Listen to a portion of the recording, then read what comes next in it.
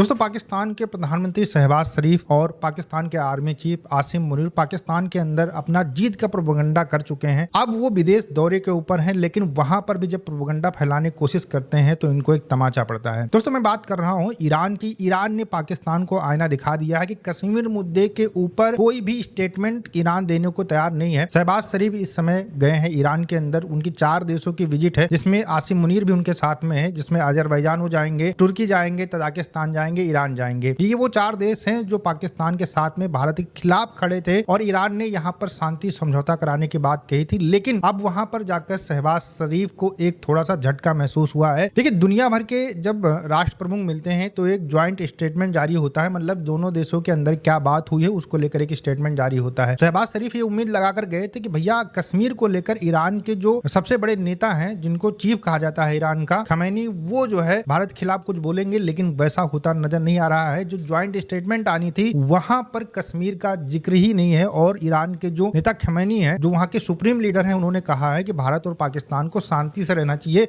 बस यही एक ज्वाइंट स्टेटमेंट है जो उन्होंने रिलीज किया है। अच्छा, आप एक बात समझिए, कश्मीर को लेकर खमैनी पिछले कुछ दिनों में बयान दे चुके थे कि यहाँ पर अत्याचार होता है और इसको जो है लेकर एक ट्वीट किया था कि गाजा और कश्मीर के जो मुसलमान हैं वो बिल्कुल सेम कंडीशन के अंदर रहते हैं। इसके ऊपर भारत सरकार ने काफी अच्छी प्रतिक्रिया दी थी। अच्छा, जो शहबाज शरीफ है, इनको ये उम्मीद थी कि खमैनी जो है वो कश्मीर को लेकर इस बार कड़ा रुख अपनाएंगे, क्योंकि लड़ाई भी हो चुकी थी और ईरान ने पाकिस्तान को सपोर्ट भी किया था। मतलब सपोर्ट क्या कह सकते हैं, वो एक थोड़ा सा बैलेंस बनाने की कोशिश कर रहे थे कि भारत और पाकिस्तान की लड़ाई ना हो और समझौता हो जाए। और ये स्टेटमेंट उन्होंने कई बार दिया भी है, उनके जो नेता रहे हैं उनकी भी तरफ से यही स्टेटमेंट आते रहे हैं। लेकिन ईरान अंदर से कहीं ना कहीं पाकिस्तान को सपोर्ट कर रहा था। अब इन सारी चीजों को देखते हुए शहबाज शरीफ ने सोचा था कि खमैनी जो है वो कश्मीर को लेकर कुछ अच्छा बयान देंगे, लेकिन जो ज्वाइंट स्टेटमेंट थी यहाँ पर जो सुप्रीम लीडर थे, इसके अलावा जो ईरान के विदेश मंत्री थे, उनका जो स्टाफ था, उन्होंने कश्मीर मुद्दे को इससे निकालकर ही फेंक दिया और सीधा सीधा कहा कि भैया शांति से रहना चाहिए, कश्मीर का कहीं पर नाम नहीं आया। और ये पाकिस्तान की सबसे बड़ी